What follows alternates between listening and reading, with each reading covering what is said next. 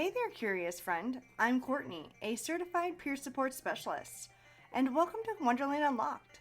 In this series, Curious Connections, we're diving into the twists and turns of friendships and relationships, exploring trust, growth, and those unexpected moments in between. Because in the world of connections, nothing is ever quite as it seems, but it's always worth unlocking together. Alice, sweetheart, it's nice to see you. Alice. Alice.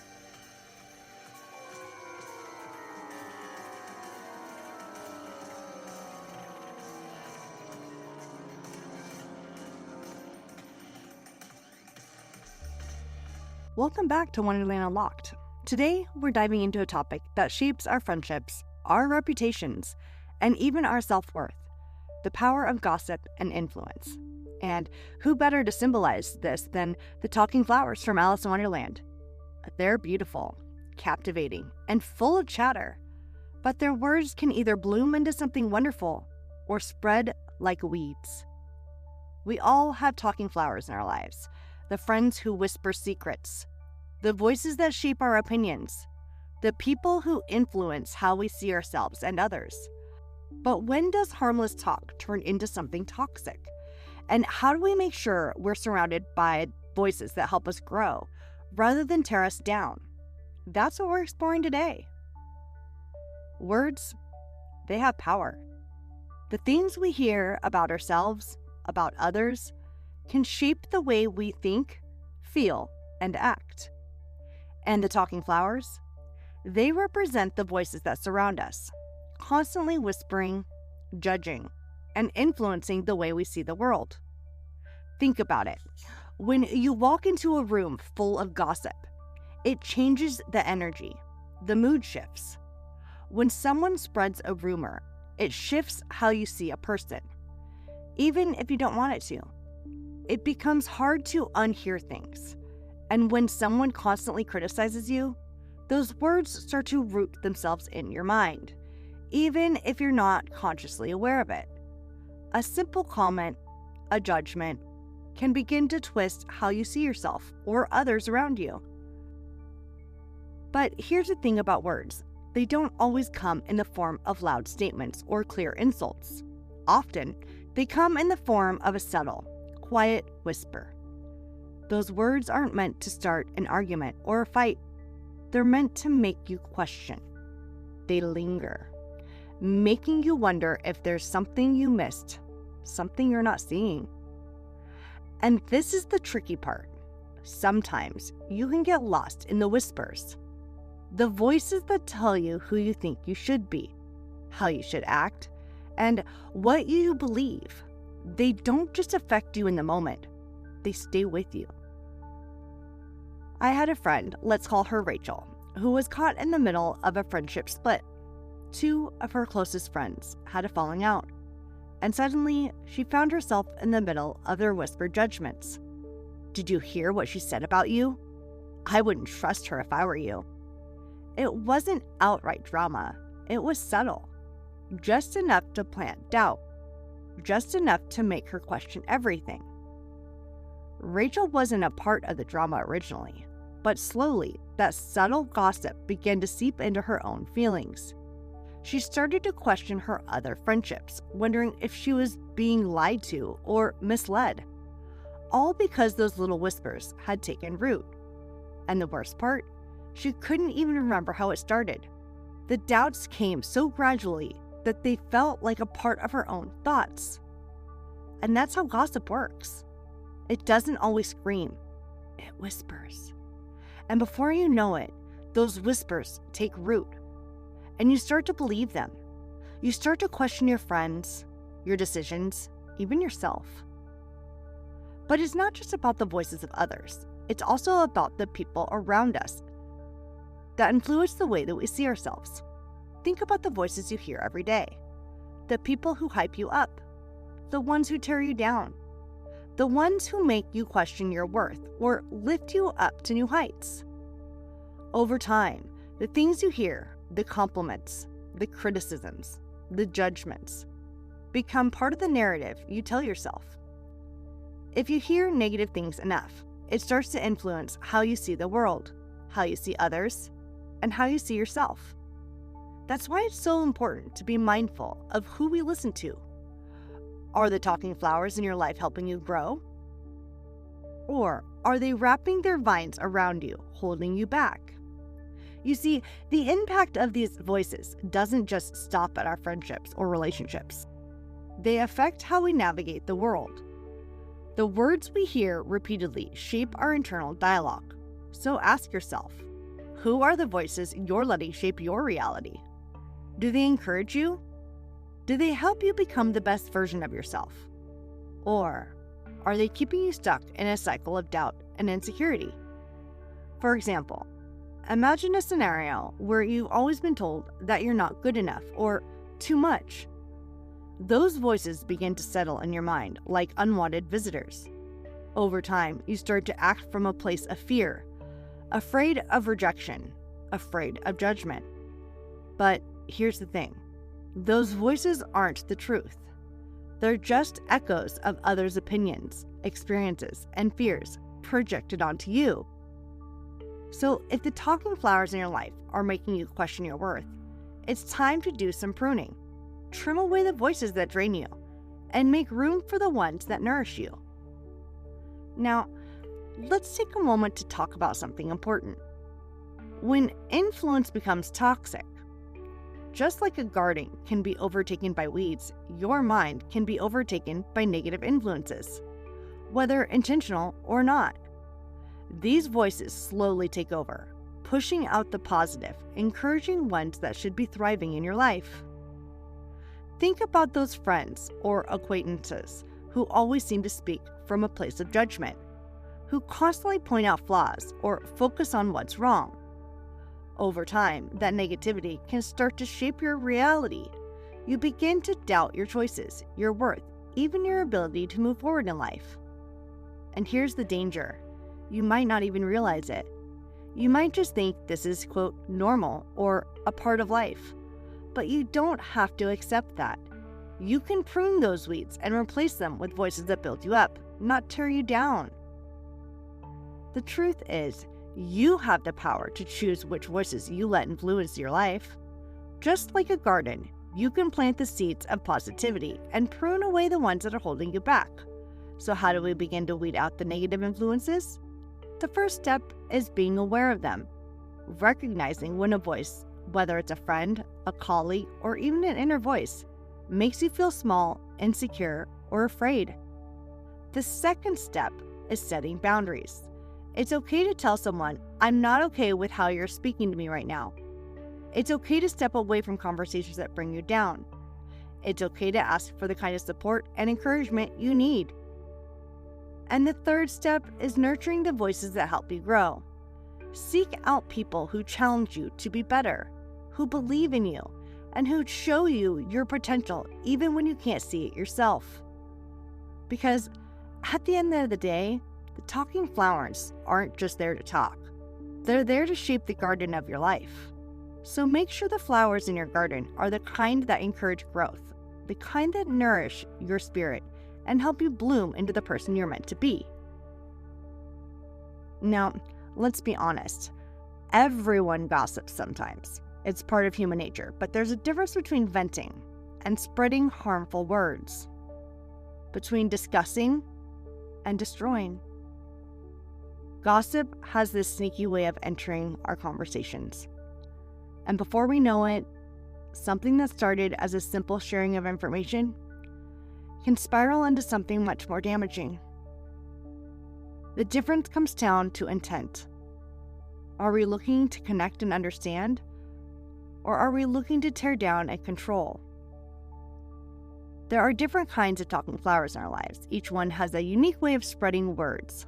Some are harmless, and others can do some real damage. The curious bloom. The curious bloom is someone who asks a lot of questions, not to be harmful, but because they're genuinely curious. They might ask things like, how did they get that job? Or do you think something's going on with them? At first glance, this doesn't seem so bad, but over time, it becomes more of a pattern. And while their questions aren't inherently bad, they can start planting seeds of doubt about others. It's not necessarily gossip, but it opens the door to speculation, and speculation often leads to judgment. Curiosity can be innocent, but it's a fine line. We have to ask ourselves, what's our real motivation behind the questions? Is it genuine concern, or is it driven by a desire to know more for personal gain? The subtle shade thrower. Next, we have the subtle shade thrower. These are the ones that can make anything sound like a compliment until they don't. Their classic phrases include things like, I love her, but, or I don't want to say anything, but. They drop little bombs of negativity wrapped up in the guise of concern. It's almost like they're saying, I'm not the bad guy here, I'm just being honest. But these kinds of comments are more than just criticism. They're designed to make the other person feel unsure about someone or something without giving the whole picture. An example would be, I love Sarah, but have you noticed how she always talks over people? Notice the but in that statement. It immediately plants a seed of doubt. And suddenly you're thinking, yeah, I have noticed that. Is she always like that? Then there's the reputation gardener. The reputation gardener, these friends or acquaintances are the ones who aren't just gossiping. They're planting ideas about people, whether true or not. They love to sow little seeds of doubt about someone's character or actions, and then watch as those seeds grow in the minds of others. The reputation gardener might say, I don't want to start rumors, but have you heard that Jane's been acting really distant lately? I wonder if something's going on with her. And suddenly, the next time you see Jane, you're looking at her, though, through a lens. You start wondering, is she okay? Is something wrong with her? Even though you don't have all the information. That's the power of planting ideas. The mind is a fertile ground for speculation, and sometimes all it takes is a simple question to get things growing. The storm spreader. Finally, we have the storm spreader. These are the people who love chaos. They don't just gossip for the sake of it. They stir the pot on purpose. They enjoy creating drama, making things more complicated than they need to be. If there's a conflict brewing, they'll fan the flames just to watch what happens. The storm spreader is the one who says, I shouldn't say this, but I heard that, and suddenly the whole group is buzzing with excitement or anxiety. They don't care about the consequences, they care about the drama. Their goal isn't connection, it's chaos. And that's where the line between connection and gossip gets dangerously thin, because in the chaos, people start to get hurt. What makes gossip so dangerous is how often it masquerades as concern. People will say things like, I just don't want you to get hurt, or I thought you should know. And we all know what it sounds like someone is just looking out for you, right? But here's the question. Would they say that if the person was in the room? If not, then it's probably not about helping. It's about controlling the narrative. Gossip comes with this, I'm doing this for your own good disguise. But what it's really doing is planting doubt. It's shifting the way you see someone without giving you the full story. It's controlling the conversation, controlling how others perceive the situation, and ultimately controlling the way we think about the people involved. I once knew two best friends who were inseparable until one small comment started a chain reaction. A third friend made an offhand remark, I think she's been talking about you behind your back. No proof, no real incident, just a whisper. But that whisper planted a seed. At first, neither of the two friends thought much of it, but as time went on, they started noticing things that hadn't bothered them before. Little things that seemed like signs of betrayal. A look that was a little too long. A text that was answered a little too quickly. It wasn't outright confrontation. It was the whispers that did the work. And once you start looking for signs of betrayal, you'll find them, even if they don't exist. That's the problem with gossip. It doesn't just describe reality, it creates it. The more you focus on it, the more you become convinced that it's true, even when it isn't. The issue with gossip is that it doesn't stay contained. It doesn't just affect the people directly involved. It ripples out, touching everyone around it. And the more people that get involved, the more distorted the truths become. What started as one person's opinion becomes a collective narrative. And soon, everyone is taking sides, questioning loyalties and doubting friendships. This is how gossip shifts the energy in our group. It changes the way people act around each other, the way they trust each other. Once that trust is broken, even in the slightest way, it's hard to rebuild. Because the words, once they're out there, are hard to take back. So how do we walk the fine line between the connection and the gossip? It all comes down to intention. Are we sharing information to help or to harm? Are we speaking about others with love and understanding, or with judgment and condemnation? Before sharing something, we have to ask ourselves, is this something I would say to the person's face? Am I making assumptions, or do I have all the facts? And most importantly, am I trying to connect with others, or am I simply spreading words that serve no purpose other than to make others question or feel less than? So how do we avoid getting caught up in the world of talking flowers? How do we make sure we're surrounded by voices that lift us up rather than pull us down? Be aware of who you're listening to. Not all voices deserve a space in your mind. Some people speak from love, others from insecurity. Pay attention to who's feeding you information and why. Ask yourself, is this helping or hurting? Before you participate in gossip, ask, is this bringing clarity or is it causing harm? Would I say this in front of the person I'm talking about? Set boundaries with gossiping friends. If someone is constantly filling your space with negativity, it's okay to redirect the conversation, change the subject, call it out gently. Hey, I'd rather not get into that. Over time, people learn who will engage with gossip and who won't. Surround yourself with encouraging voices. If your friend group thrives on tearing people down, it might be time to replant your garden. The best friendships aren't built on shared negativity. They're built on shared growth. I had a friend, let's call her Ava, who was constantly around people who gossiped. And for the longest time, she convinced herself that she was just stuck in that environment. But one day, she made a change. She started spending more time with people who focused on ideas, not people. And slowly, her world shifted.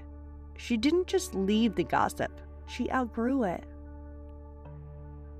The talking flowers will always be there. People will always have opinions, always have something to say. But the question is, who gets to shape your garden? Who do you allow to influence your thoughts, your self-worth, your relationships?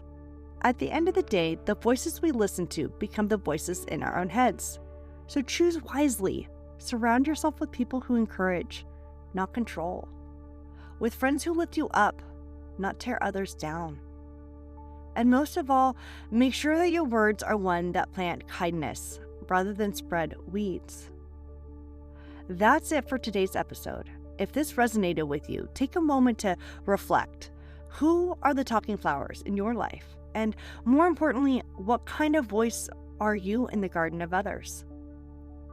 Thank you for tuning into Wonderland Unlocked. Until next time, choose your words and your company wisely.